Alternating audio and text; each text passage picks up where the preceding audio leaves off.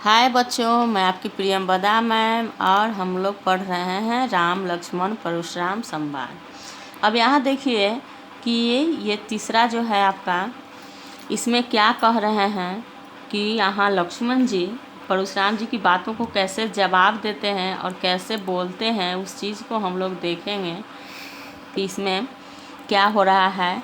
बिहसी लखनु बोले मृदुबानी, अहो मुनीसु महाभटमानी।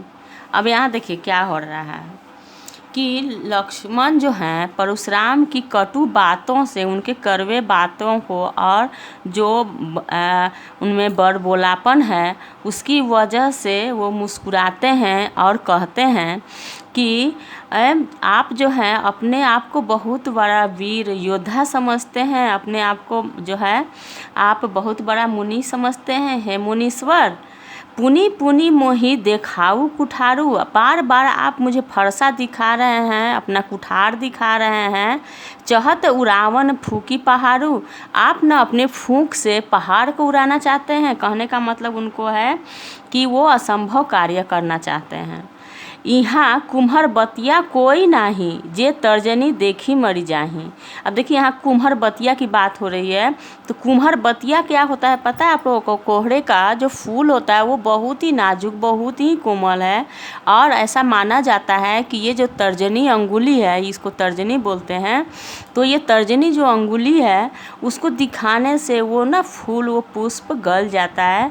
तो लक्ष्मण जी कहते हैं कि आपने मुझे वही समझ रखा है कि मैं जो है आपके उंगली दिखाने से मर जाऊंगा, है ना, और आपके इस तरह से धमकाने से डर जाऊंगा।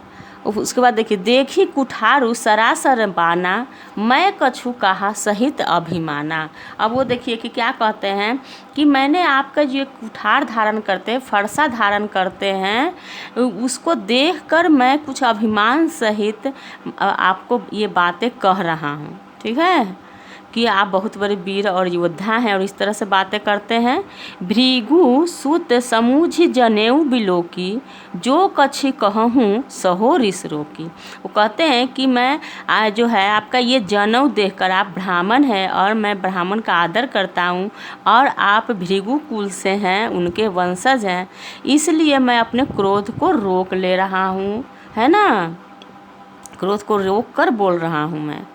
सुर महिसूर हरिजन अरुगाई, हमरे कुल यहाँ पर न सुराई। देखिए अब क्या कहते हैं वो कि देवता, है ना, और जो है सो ब्राह्मण और भगवान के भक्त और गाय, ठीक है, इन चारों पर जो मेरे कुल में उस पर कोई उसको मारते नहीं हैं, उसका वध नहीं करते हैं, है ना।